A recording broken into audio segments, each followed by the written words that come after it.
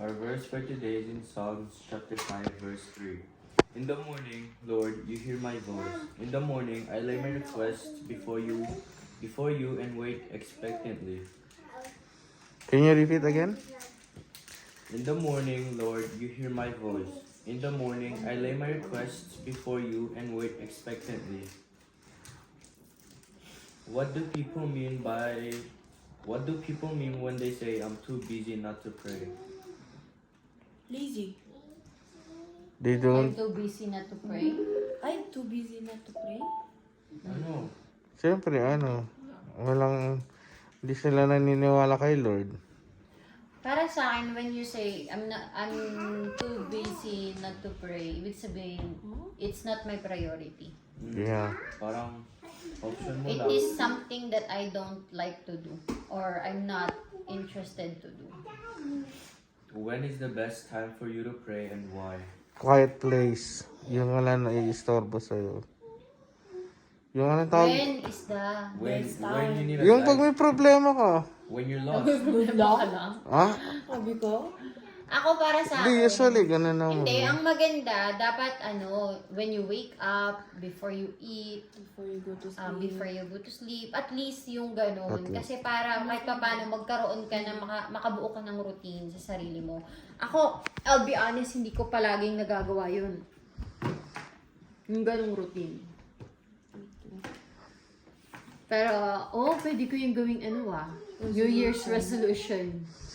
Dapat every day. Every morning. Every morning. Most Hindi every bago. morning magawa ko yon na dapat bago kumain, pagkagising, bago matulog, gano'n. Meron na ako ang New Year's resolution. Let's read. Chloe, huwag maingay. In 1 Samuel chapter 13 verse 14, God describes David as a man after God's own heart. One of the ways that King David sought God was through prayer. David's conversations with God were notable. In Psalms chapter 5, we find 3 clues to David's prayer success. The first is found in the words, "in the morning." David didn't pray whenever he felt like it. He prayed every day. More specifically, he prayed every morning. He dedicated the first part of his day to God. The second clue is found in the words, "I lay my request before you." David wasn't shy about telling God what he needed. He approached God with confidence the way he would approach a friend. He shared what was going on in his life and what he thought he needed. The third clue is found in the words, "wait expectantly." David didn't drop his request at the Lord's door and then go on his way. He waited for God's response. Sometimes God said yes, sometimes God said no. Either way, David listened to God. If you want to be a person after God's own heart, you need to devote yourself to prayer as David did. Don't pray whenever you feel like it. Pray, constantly daw. Daily. Yun nga yung sinasabi ko sa inyo na it's Routine. very important that you start the habit of praying. So dapat ako itatry ko to kasi maganda to na you start the habit of praying when you wake up, when you eat, when you go to bed, 'di ba? Or whenever you feel like it. Pero at least yung tatlong routine na yun magawa mo kasi para everyday parang darating sa panahon na parang lagi mo na siyang ginagawa. Parang pag hindi mo siya nagawa, may Parang kulang na kulang. sa'yo. Parang may kulang na hindi ka, meron akong hindi nagawa. Di ba? Parang kulang na. So, itatry kong gawin yun. Kayo, kids, itry nyo rin gawin yun. Di ba? And try not to break it. Iset nyo sa utak nyo na when I wake up, hindi mo na cellphone ang una kong hahawakan. I should kneel and pray. Okay, I should sit and pray muna. Di ba? Try nyo yun gawin. At least, yun yung magawa natin New Year's resolution this year so that we can start the year going after God's own heart. Sabi nga dito, 'di ba?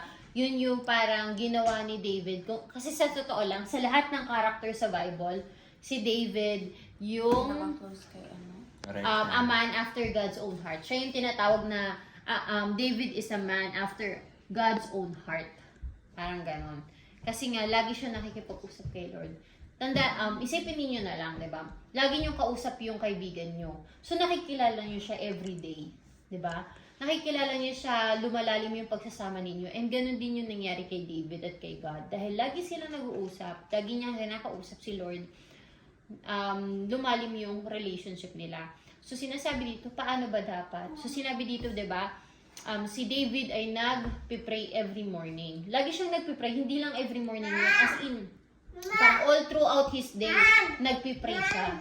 Pero, ang sinasabi lang dito is meron siyang routine. Specifically, in the morning, nagpipray siya.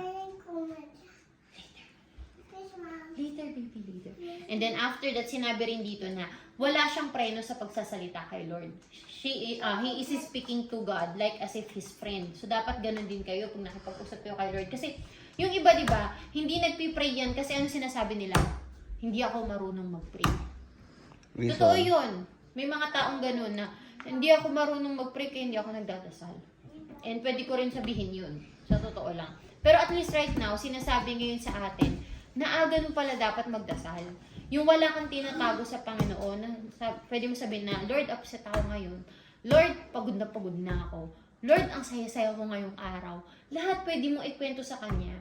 Kasi kay Lord, hindi ka niya i-judge eh. Di ba pag kunento mo yun sa ibang tao, pwede ka nilang ma-misinterpret. Pero kay God, kahit walang preno yung salita mo, may intindihan niya. Wala kang kailangan i-filter kay Lord. Kasi kahit anong filter ang gamitin mo, makikita at makikita ni Lord yung totoong sayo. Yung puso mo.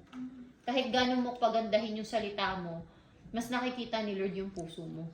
So hindi mo kailangan lagyan ng filter yung mga salita mo. Talk as if you are talking to a friend.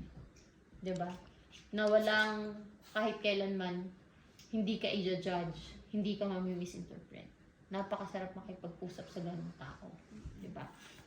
And sinabi rin dito na wait expectantly. Ano yung sabihin ng wait expectantly? Maghihintay na may dadating. Sure ka na mangyayari yung hinihingi mo. So, intayin mo lang, pero alam mong darating. I-claim mo na darating, pero sinasabi dyan, be patient and wait. Diba? So, ganun din dapat tayo. When we pray to God, i-claim na natin, pero you have to understand as well that things happen in His perfect time. Hindi kung kailan lang natin gusto. Diba? So, yan, nakaka-excite naman. Na-excite ako magdasal. Kasi at least, para ka lang magkukwento sa kanya. Pero totoo yun. Dahil sometimes, feeling natin ang dami nating ginagawa. Nakakalimutan natin bigyan ng oras. Bigyan ng oras si Lord.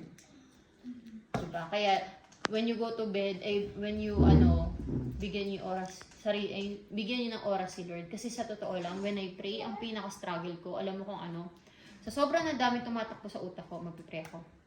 Lord God, thank you po sa tapos may isip ko na naman, may iba akong naisip, lumilipad yung utak ko, ay nagdadasal pala ako. Mga ganun ako, hindi ako nagbibiro, ganun talaga ako. So napakahirap mag-pray, so napaka-importante na we start this habit of praying, na parang nagkukwento lang tayo, para siguro, mas ma-encourage tayong mag-pray, di ba? Gawin nyo rin yun, kids. Okay? Tapos, next time, magkamustahan tayo. Kamusta na yung habit nyo? Kamusta na yung tinatry natin, di ba? Natin siya. Kamustahin natin ang isa't isa. Dahil dyan, bago mo itong video, mayroon ba kayong gustong pasalamatan for the last year na nangyari sa inyo, for this new year? Hindi, na lang natin yan. I-reserve natin sa next DBS natin. Or sa discussion na lang natin. Magkaroon tayo minsan ng mga discussion. So, ngayong linggo, magkakaroon tayo ng discussion sa Sabado. Kailangan ilista ninyo lahat ng mga nangyaring maganda sa inyo ng 2023. Yun. Para may i-remind ninyo sa sarili ninyo, marami palang nangyari sa akin na maganda ng 2023. Di ba sabi nga sa Cocomelon, what are you thankful for? What are you thankful for? Sige na. Pinasok. Pray ka na, Charles. Okay, gawin natin yun sa weekend. Ginagawa natin yun pag nagka-camping tayo, di ba? Yung lalala mo yung gumawa tayo ng mga bato. Yung umalis tayo. Umalis na. Kasi saan tayo nagka-camping. Sige, God, thank you for meeting with us anytime we approach you. Let us never forget what a privilege it is to talk to you. Amen.